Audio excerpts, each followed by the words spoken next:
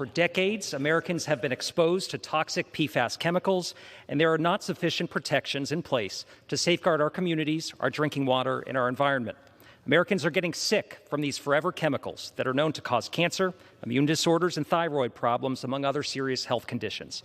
I represent so many tireless advocates and concerned citizens in New Hampshire who have identified this threat in their own communities and raised our collective consciousness about the dangers of PFAS.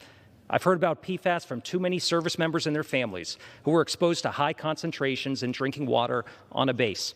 I've heard about it from residents who have had their private wells contaminated by a manufacturing plant.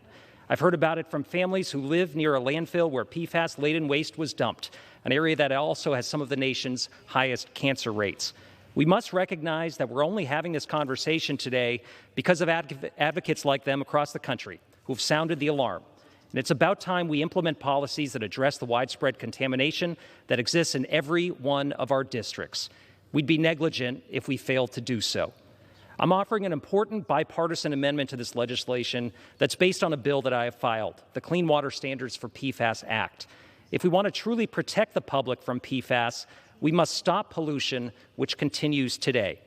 We must prevent industry and other polluters from dumping PFAS into rivers, streams, and other bodies of water and further contaminating the environment.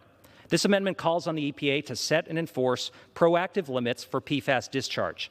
It also requires EPA to issue pretreatment standards for polluters who discharge PFAS directly to water treatment facilities. This amendment also creates a grant program to provide assistance to treatment facilities, ensuring that municipalities have the resources to meet these requirements that will help keep our communities safe.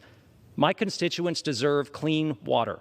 There's nothing more important than the health and safety of our communities, and we must work together to stop PFAS from getting into the environment and poisoning our drinking water.